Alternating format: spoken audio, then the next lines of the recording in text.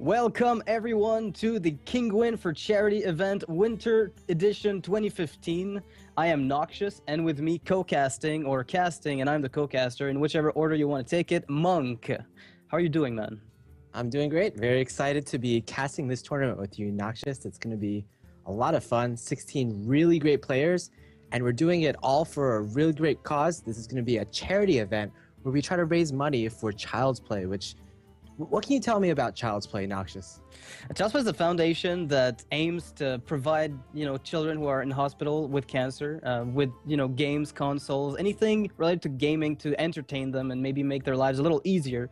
And Kinguin is participating in a fundraising to help Child's Play Foundation. If you want to look it up, you can just Google it up. You'll find it. It's going to be very simple. The cause is good. It's a good cause, and it's awesome. I think there was an event with that exactly last year. As well, Kinguin had a charity event for Christmas. It was a Christmas edition of it. Yeah, and in fact, for the Christmas event, we raised over $4,000. Kinguin did, that is.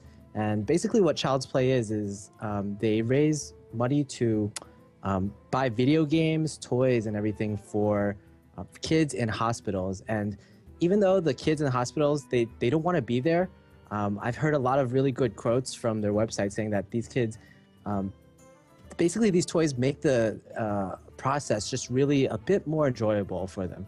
Yeah, it's obviously going to be a little bit easier if you can have things taken off your mind with games, as you might imagine. Being a gamer, I completely understand that. Yeah. So, yeah, I mean, the roster of players is pretty incredible, honestly. I looked at it before we started yesterday, and it's pretty amazing. We have 16 of the best players out there. We have like people from every single team, not every single one, but there's people from all over the team in Hearthstone. There's a lot of teams right now, more than I ever thought Hearthstone would have, and they're all being represented here. We have Cloud9, we have Team Liquid, obviously, Archon. 3 players from Archon are here, and we've got some people from Complexity. We got Dog from Complexity, Nihilum, the new team from Kinguin, I think, with RDU and Thijs, if I'm not mistaken. Right? And of course, Life Coach. Team. Yeah, of course, that's right. I knew I forgot somebody. So that's 3 players from that team as well. So really, the games should be pretty interesting. Yeah, we've got teams even like iHeartU, which is kind of more like a grassroots team that formed from DKMR. Really a unique team right there. Yeah, of course, we have all the big teams, Archon, Cloud9, Tempo Storm even. Tempo Storm, not as much representation as normally, but we have Gara, who's one of the biggest names in Tempo Storm right now. Yeah, he went away with WCA's 4th place, I believe. It was a close call. It was actually 3rd place. 3rd place, right? That's right. 3rd place. He was there. There were a few games that were really close calls for him, but he played pretty well, and he ended up 3rd place there. I think he's the only player I managed to get a game from in that whole event. So that was kind of interesting. Little humble brag right there. Yeah, humble brag. I beat the 3rd place guy in a tournament that nobody heard of for a little while. But it was kind of cool. And Kalento's going to be here. He's had a really rough post-GVG tournament life so far.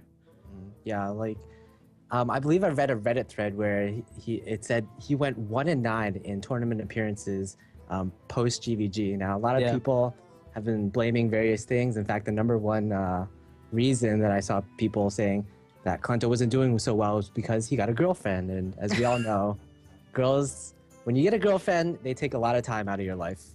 Yeah, they might do that, but like I suspect a lot of it might have to do with variance as well, because Hearthstone is a game where once you've got, a lot of the basics, and Kalento seems to be a player which maybe doesn't need to, or doesn't practice necessarily as much. He plays a lot, he understands the game, deck builds, and plays a lot on ladder, but I don't know about his internal playtesting, regimen. I don't know if you have any idea about that, but I figured he'd adapt pretty well to GVG, which I feel he has, but a lot of really unlucky wins occurred for his opponents. Like, I mean, Kalento had really unlucky losses. Like, some variance occurred.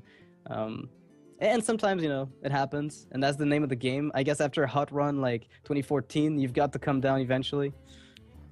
Yeah, and we know Kalento hasn't lost any of his skill. He's still hitting #1 with random decks, such as we saw him hitting #1 with Fatigue Mage just a few days ago. Fatigue Mage out of all decks. It's a very hard deck to play, a very hard deck to master, but Kalento has done it. Yeah, it's actually a pretty unique deck now that I think about it. I wonder if, is it tournament played? Like, has anybody played it in tournaments so far? I don't think I've seen it at all. Really? Savitz played it in ESL. He played it for the past 2 weeks, he's done pretty well with it. Kalento actually played it in the Invent tournament, which I also casted a few days ago, and he did pretty well with it there. In fact, one of his plays where he killed his opponent's Sylvanas to steal his own Doomsayer. The Sylvanas still sold the Doomsayer, and it guaranteed cleared the whole board. It was #1 on Reddit. It was really, truly a great play. Yeah, that's a really awesome. Those are moments that I just love in Hearthstone. The Sylvanas Doomsayer has occurred in the past. It's just like my favorite play with that specific combination of cards. You just abuse them being, overextending with Sylvanas on a board they don't necessarily need. And of course, also on Cloud9, we have Strifecrow. Strifecrow's been really beasting it up lately. Yeah, #1 on NA ladder, something like a 30-something win streak on Europe, and then combined like a 50-something win streak from Europe and NA. Yeah. Just probably, I think he's definitely one of the top favorites going into this tournament right now. Yeah, this is actually really insane when you think about, 50 wins in a row. It doesn't matter which rank you're playing. I mean, you could lose against rank 25 players, right? But he didn't. And he just kept going on and on after reaching at #1 ladder, which is really incredible of a feat in my opinion. I mean, I don't see how you can maintain a win rate of 100% over 50 games. Like, how does that happen in a game where so much variance comes into play? Like, it's sure your skill comes into play, but over time it will happen that a game you might have thought you would win will just screw you over because you won't have the cards you need when you need them. I think he did that all with Paladin, unless I'm mistaken, or most of it. Yeah, most of it with on EU he mostly played Paladin, but on NA he kind of switched between Druid and Paladin. Just so it shows his versatility that he can be so good with a lot of different classes. Yeah. It's really just amazing when I think about it. The first match we have today is between Amaz and Kaldi. So everybody knows Amaz from Team Archon. I think he founded the team as a whole anyway. And Kaldi playing for Fnatic, I believe. None of his teammates are here, so there's no Twixen sticking around this time around. And no Frezar. No Frezar, that's right. Frezar is also on Fnatic. They're both banning hunters. Their lineup, Amaz's lineup, is Priest, Mage, Hunter, Warlock, and he's banning the Hunter from Kaldi, who is playing Hunter, Mage, Rogue, and Druid. Yeah. So no Hunters will be seen today. Well, before we get into this specific match, let's talk a little bit about the format of the tournament. Yeah, that's right. The tournament, it will be single elimination, 16 players, single elimination. So that means if you lose a match, you're out of the tournament. A bit unforgiving, but hey, Hearthstone is an unforgiving game. So it's going to be King of the Hill format, best of 5 in the round of 16 and the round of 8, I believe. And then in the semifinals and finals, it's going to be best of 7. There's going to be 1 ban each for every single match. So every player will bring 4 decks. Amaz, of course, you said, which 4 decks did he bring for this first match? He brought Priest, Mage, Hunter, Warlock, and his Hunter got banned by Kaldi. And Kaldi brought Hunter, Mage, Rogue, and Druid, and his Hunter also got banned. Yeah, mid-range Hunter. We're basically going to see 3 decks versus 3 decks, best of 5, King of the Hill, pretty much standard BlizzCon format. Yeah, and then later in the finals or later in the rounds in the best of 7s, where it becomes interesting is there's a revival mechanic being added where you bring 5 decks, one of them gets banned, so you have access to 4. And at any point, if you want to bring back one of them that you lost previously with, that you feel would be a better matchup, you can just spend your revival point and bring it back. So you could reuse the same deck twice in the best of 7, and that can mean a lot. If you lose a favored matchup, you can just bring that deck back right away to just secure the win against something you knew you have a nice matchup against. That's a pretty nice mechanic. Yeah, and a little more housekeeping before we get into the first match. Want to say a bit of thanks to the sponsor of this tournament, Kinguin, of course. Kinguin. Of course, this tournament is called Kinguin for charity, so it is Kinguin sponsoring the tournament. Yeah. Kinguin, you can get some great games from Kinguin. You can also even buy some cheap Hearthstone packs from Kinguin. So definitely check it out. There's a code on the below this show. It's gonna be for charity, and if you use the code for charity, you get 5% off on Kinguin. Yeah, and the nice thing is also I'd like to point out that this is an event that is being run for the sake of, for those of you who might have not heard it yet, donating to Child's Play Foundation. And if you want to do so, there's a PayPal link that you can access from the Kinguin website under the stream, and you can donate any amount, whatever you please. You can leave a note with it if you want, and that's all gonna go directly to Child's Play Foundation from the donations that we fundraise for this entire tournament. Yeah, there's gonna be Yeah, there's going to be lots of great games coming up. We have Amaz versus Kaldi in the next game. Both ban Hunter, and Hunter is going to be a very popular class going into this tournament. Why don't we talk a bit about what players decided to bring? Basically, a class lineup. I mean, Class breakdown. these two players are just in general? Just in general, yeah. Okay, well, Druid is seeing the most representation. That I think 13 decks out of all the decks that are being brought, 16 players times 4, so you've got a total of 64 decks. So you've got a total of 13 Druids out of 64 decks. That is a lot. Oh yeah, definitely. Druid is kind of like the new king. There's the new king of Hearthstone, basically. There's so many types of Druids now. There's decks that run 2 combos, there's decks that run 1 combo, and there's decks that don't run any Force of Nature, Savage Roar combos at all. Those decks are more of like super wall Druids with Kel'Thuzad that always try to play a taunt on each turn and just try to... Basically, they're like fatigue Druid, essentially. Yeah, and the fun thing about that deck is that when you face it, number one, you don't know whether they run a combo or not, but you have to assume that they do. And because you have to assume that they do, you're playing around it. And so you keep constantly putting yourself on the back foot out of fear that... Because the problem with the combo that Druids run is the fact that you end up having to clear their board systematically, because the moment there's at least 1 minion on the board, the Force of Nature Savage Roar becomes even stronger. You know, it'll hit for 19 plus with just the 3 attack minions. So the moment they have something, you have to remove it, and that very greedy deck, I think it's kind of like the ultimate ramp, if you want to call it that, just abuses that fact and just forces you to put yourself in awkward positions and beats you down a little bit every turn. Yeah, and of course, number 2 in classes is Hunter. You see, both players in the first match have banned Hunter, which basically tells you how strong Hunter is right now and how threatened players feel about Hunter. A lot of, especially in NA, a lot of the top players in Legend right now are playing Hunter to get those top 10 spots, and it's just going to be a deck that just wins no matter what. Sometimes it just steals a win with those Undertakers, with those Mad Scientists. That's basically just very strong cards overall. Yeah. Yeah, I mean, they have a good early game, which transitions pretty well. Like, their Savannah Highmane it's the ultimate mid-range minion. Like, I don't know if I could call it that, but between Sludge Belchers that some people still run, although a lot of people have been cutting it out, but between, you know, Lotheb, Sludge Belchers, Savannah Highmane, you see a lot of really powerful mid-game plays for Hunter, despite the fact that they maintain the early aggression with Web Spinner and Undertaker and Mad Scientist, free traps from the tempo, which gives you a lot of tempo from the Mad Scientist. It's a card that, I mean, a lot of people know it's strong, but the strength of it is absolutely incredible in Hunter mostly, as far as, you know, giving the opportunity to snowball out of control. Because it is used in Freeze Mage, but not for the same purpose. And now we're about 1 minute away from the first match, actually.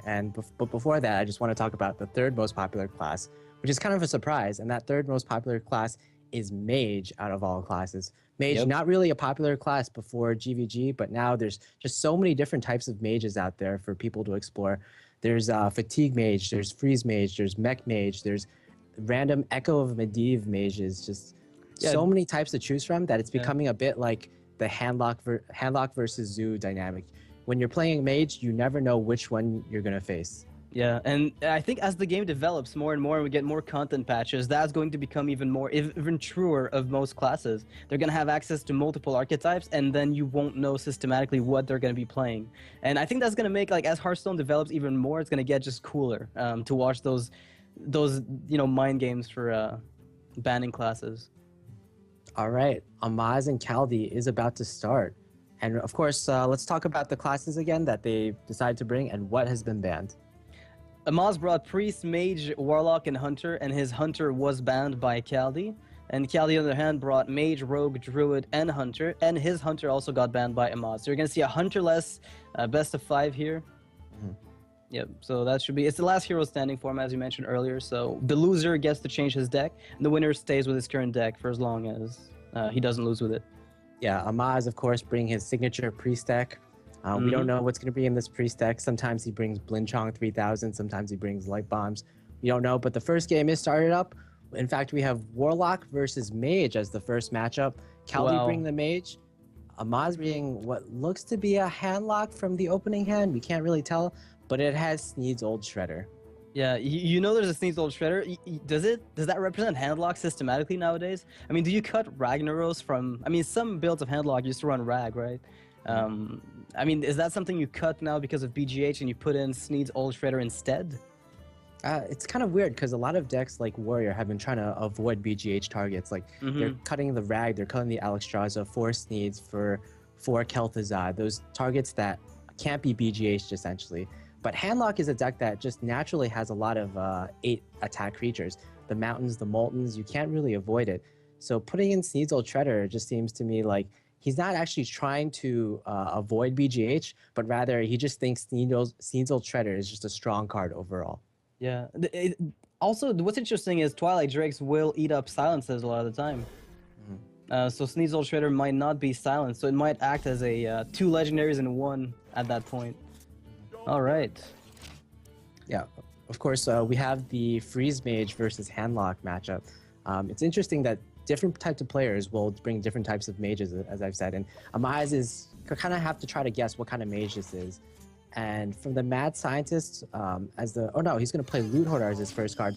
Kaldi goes for the Loot Hoarder, and that kind of signals for me, or at least should signal for Amaz, that it should be a Freeze Mage, because none of the other types of mages really run cards like Loot Hoarder. Loot Hoarder is all about cycling through and throughout your entire deck to get the most important cards like Alexstrasza, like Archmage Antonius, to get those freezes out, to get those Doomsayer freeze combos out.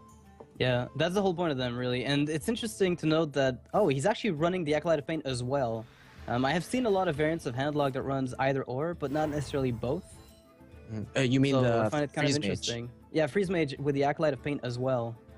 Yeah, I think, well, I think Freeze Mage is usually, they run Acolyte of Pain as a standard just because you can just ping it so easily. And usually at worst, it's a cantrip. If they hit it for 3 damage, it just cycles itself. All right, so actually, it's funny to notice that Amaz actually just coined out nothing to set up a turn 4 that he felt comfortable with, as opposed to using Ironbeak Owl or the Dark Bomb and the Loot Hoarder. He gets a Twilight Drake. Twilight Drake off the top. It's going to be very good. It avoids BGH. Not many Freeze Mages run BGH, but still, the 4 health Twilight Drake is enough to challenge whatever board that the Freeze Mage can put out in the first 2 turns. So it's definitely strong enough. Yeah, and it's threatening enough that the mage will have to eventually, play cards to deal with it. So at 4 damage a pop, it doesn't look like a lot in the immediate sense, but over time it does add up. Yeah, normally when you're playing against Acolytes of Pain, your immediate instinct is to silence it. So Amaz might be looking to silence the Acolyte of Pain, but also in the back of his mind, he's got to be thinking, Doomsayers are really the card that I really want to silence, because if my opponent clears the board with Doomsayer, I've much got no pressure on the board. I have to start over, and then the Freeze Mage will be able to cycle way too much and just draw out all the damage he needs. Yeah. So now, if you're in Amaz's position, you're looking at the ability to, you can play the Mountain Giant right now, but if you didn't play it previously, are you interested in playing it just now? I don't think there's... I mean, is there a lot of interest there? I feel like healing up is not even necessary yet, because you have to wait until Alexstrasza falls down at least, to make sure that you can, recover from that mage putting you down in 15. Well, Amaz is going to use the Mountain Giant and the Dark Bomb. I think the Dark Bomb was mostly to clear off the 2 damage from the board, but also so that he would have less of a full hand, so he can actually tap next turn. Yeah, life tap, consequently. Amaz is a very important card in his hand right now, and that's the Antique Healbot. And he also has the Earthen Ring Farseer, so that represents at least 11 points of health whenever Kaldi starts burning him. Yeah, and at the moment, I mean, Kaldi's going to try the Doomsayer play here to try to wipe the board from Amaz, but I don't know that it's going to be very effective, because Amaz decided to keep his Ironbeak Owl right away. Oh, wow. Yeah. Keeping the Ironbeak Owl was definitely a great decision. Yeah. And now he'll be able to Mountain Giant and Ironbeak Owl. It seems like the obvious play to me. Yeah, because you're forcing your opponent to have more freezes. Yeah, and if he doesn't have them, then you can just start attacking for 20 a turn. Yeah, Kaldi's hand isn't looking that great right now. He has a lot of burn and he has his Alexstrasza, But you really want right now is your freezes and your board clears, because this is basically how Handlock wins. They develop way too strong of a board, and they keep doing 4 to 8 damage to you with those giants and with those Twilight Drakes. Kaldi pretty much has no way to stop these giants and drakes from hitting him in the face next turn, except if he expends like ice lances on the giants, which really isn't that great to me. Yeah, it doesn't feel like it wouldn't feel like an amazing play either way, because he's currently facing down 2 8/8s. Slowing them down will help, but it will not win the game. Playing to win can't really allow him to do that. So do you just, I mean, if he had Frost Nova #2 or a Blizzard right now, he would be in a much more comfortable position. As it is, does he just have to play his secrets? Because he can't pop the secrets yet. Yeah, we see even Mad Scientists in this Freeze Mage deck, and we've seen in modern Freeze Mage decks, even the Clone of Colds have been cut out, so that's one less freeze that Mage could have in their deck. So we see pretty much Kaldi's used one Frost Nova, and he has basically one Frost Nova left and 2 Blizzards. So yeah. Kaldi deems it's not really viable to try to survive. You just got to go for face, hope for the best, hope he doesn't have any heals. But that plan's going to backfire for him, because Amaz is pretty much all the heals he could want in the world. Yeah, Amaz can only play one of them, though. He can play the Molten Giant for free here if he wants, and then follow it up with Anti-Heal Bot, but that's going to bring him to 16. And unless a Frostbolt is top decked, I don't think he'll be able to kill him. Using the Anti-Heal Bot plus the Molten Giant would pretty much bring him down to... would put 6 minions on the board. So he either has to trade the Owl into the Mad Scientist, or not play the Ancient Watcher, so his board will have be 6. We'll have 6 creatures this turn, because if he fills the board with 7 creatures and his opponent Frost Novas his board, he would have to expend like a Dark Bomb or a Shadow Flame in order to clear 1 minion from his own side of the board to Earthring Farseer. So I think Amaz going into the next turn, he definitely wants only 6 minions on his board. Yeah, and the interesting thing now is that Kaldi's got to feel a little more confident, because he does realize that Amaz doesn't have the lethal, obviously, at the moment, and he's got his 2 secrets, right? The 2 secrets he needs to stall just a little longer in order to get to turn perhaps 9 and 10 for Pyroblast. I mean, unless that's a lot of damage still that Amaz has taken. It might not look like a big problem, but going face here was a really nice play by Kaldi, just deciding to try to get the lethal as soon as possible. Yeah, what does Kaldi do? Luckily for him, he's drawn his Blizzard, so he can stall for at least 1 more turn, but as we know, there's the Rag in Amaz's hand, and that's a possibility for lethal for Amaz next turn. Yeah, there was also a little bit of a slight misplay from Amaz earlier, which is almost negligible, where he silenced the Doomsayer instead of silencing his own Giant to kill the Doomsayer, which would have led to him having 1 less Ragnaros target to gamble with. But it's not really a big deal. I keep thinking, do you Ice Block and try for another Fireball? I mean, it's just so weird right now. I mean, he could sacrifice a Mad Scientist if he wants, but that reduces the amount of damage output he's going to be making by a lot. Okay, he deems that the 2 damage for the Mad Scientist is worth less than a potential secret on the board. I wish we could see what secret it is. I didn't see any of the secrets being grayed out. Yeah, I didn't see it yet. We'll figure it out once the turn comes around. But whichever one it is, Amaz will try to pop it. Like, it doesn't really matter. Unless he can find lethal with Ragnaros right now, and it is Ice Barrier. Yeah, unfortunately, their Handlock doesn't have Innervate. Yeah. So Amaz won't be able to play Ragnaros plus another spell. No, he'll just be able to play Ragnaros alone. That's all he can do. Ragnaros and hope that it 33%'s the mage phase. Yeah, Amaz is probably counting damage right now, thinking what could Kaldi possibly have. And I believe it is possible for Kaldi to kill him if he draws a Frostbolt. So this Frostbolt is 3. Oh no, he just needs, if this is Ice Block currently, he can win off of the following turn. Because next turn he plays Fireball, Ice Lance, and then Pyroblast. That would be nearly good enough. All right, Amaz goes for the YOLO play. Typical Amaz. And doesn't work out, not this time. It is an ice block. The ice block is grayed out, which means Kaldi is guaranteed another turn to live. That's So definitely the better secret of the two for the mad scientist to pop out. yeah, most definitely. And now you have to be asking yourself, do you just go for the Fireball Ice Lance, or do you try to Arcane Intellect as a prelude?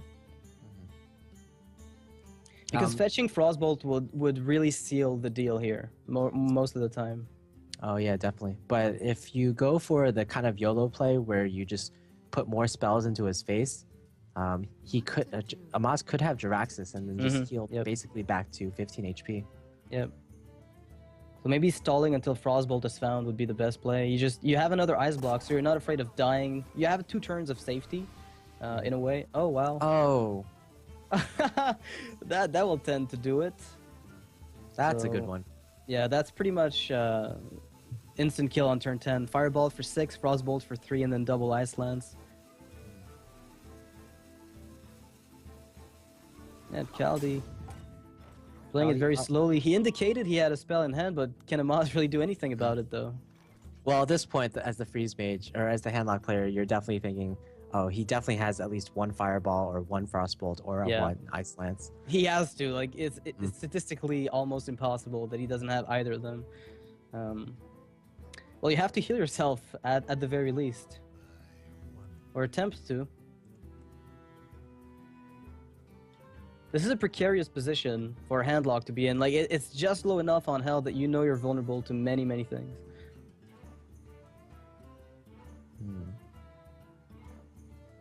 All right, Amaz is just trying to pop the ice block. Oh, first he has to see if it's ice block or not. He didn't know, but yeah, he couldn't know. Yeah. So he's trying to do as much damage to the mage without popping it. Yeah, and if it's ice barrier, then he also wants to demolish it through with a molten giant. I mean, if he kills the Doomsayer, the Ragnaros will guaranteed pop the ice block, no matter what happens here. Okay, there it is, the ice block. So there's only 1 ice barrier in Kaldi's deck is what that means. Because he has 1 in hand and that is it. Yeah, and we can see why Kaldi made that mad scientist play a few turns before, where he just suicided his mad scientist into one of Amaz's creatures in order to get the ice block. Yeah, he knew for sure what it was going to be. All right, well that is how much damage? Is that the full array of 10 mana? Fireball, double Frostbolt, and double Ice Lance? Well, you're definitely going to have to ice block this turn, and with that, you have 7 mana left, so... Well, he has lethal, actually, I think. Fireball, double Frostbolt. Oh, yeah, that's lethal. And double 20 Ice damage. Lance. Frostbolt, double Ice Lance, and Fireball is a 20 damage combo. Yeah, but you have to play Fireball last because you don't want to thaw him out of the freeze, right? This game really isn't Pokemon. So... Are you sure about that? I was told otherwise.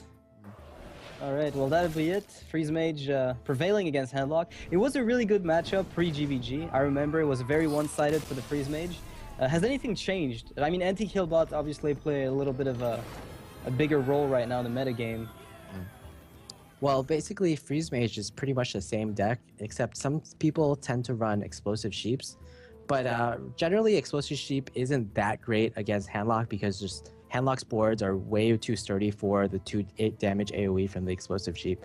Yeah. So I would say that combined with anti-Keelbot makes the Handlock's position slightly better in this matchup. Than it used to be. All right. So that's kind of interesting. Also, I'd like to point out we've raised $185 directly for Child's Play Foundation. So thanks for the donors. That is really appreciated. And yeah, keep going like this. It's awesome. We'll be raising hopefully quite a bit by the end of this whole 3-day tournament. Now, Kaldi up 1-0 with the Freeze Mage. Amaz has 2 decks left. He has at least the Priest and... What's his second deck? Oh, he has his own He's a mage. Yeah, he has his own mage as well. I don't know what it is. I mean, we've seen a lot of Freeze Mage, so I'm going to make a massive assumption that it might be Freeze Mage as well, which is interesting. It's funny that Mage came back in strength post GVG. It's a class that just completely disappeared and now is just everywhere. As you said, you know, the new Warlock with so many archetypes that you can't know what you're going to be up against. Well, just judging from Amaz's previous tournaments and what he's been playing on stream, I think Amaz's mage is more likely like a mech mage with unstable portals. Mech Wow. Mage because it's just really strong. Hmm. We saw Tice just a few days ago in the iHeart You King of the Hill. He 4-0'd with his own variation of Mech Mage against Forsen, who is now dubbed O Forsen, Oh, unfortunately. Thorson. Oh, And that's also sad. Amaz just loves the RNG aspect of Unstable Portal. It can get out crazy crazy creatures and it can sometimes win games. We saw Amaz, for example,